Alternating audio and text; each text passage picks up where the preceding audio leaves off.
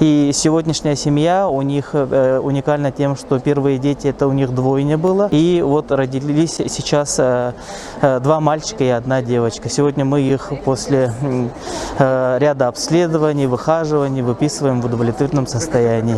Самый первый у нас вышел самый старший братик Айхал. Ему было всего лишь килограмм 300... Килограмм 185. Да, килограмм 185. Да. Потом самый старший оказался близнец, брат-близнец. Да, это Аруханчик. Кило 400. Да. Кило 400. И наша принцесса Лапочка, И дочка. самая младшенькая у нас Кило 330. Анеля.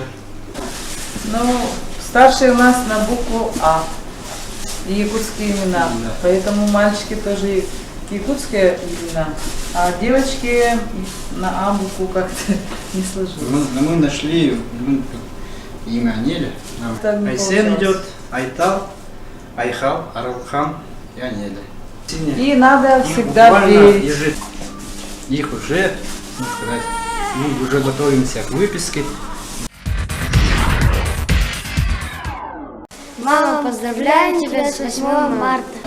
И слова поздравления. Какое счастье. Спасибо большое. Ой, какой молодец, мой младший. Спасибо тебе за братьев и сестер. Конечно, я своих любимых дарю тоже цветочек.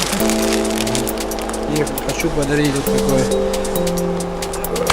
золотое украшение ручной работы. Вот, деточки с именами наших детей. Браслет.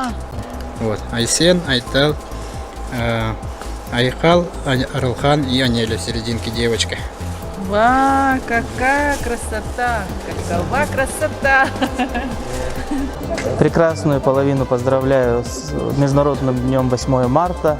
Желаю крепкого здоровья, любви, профессионализма, исполнения самых заветных желаний. Будьте любимы и красивыми.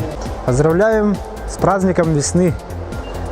Всем желаем добра, счастья и любви. Ура!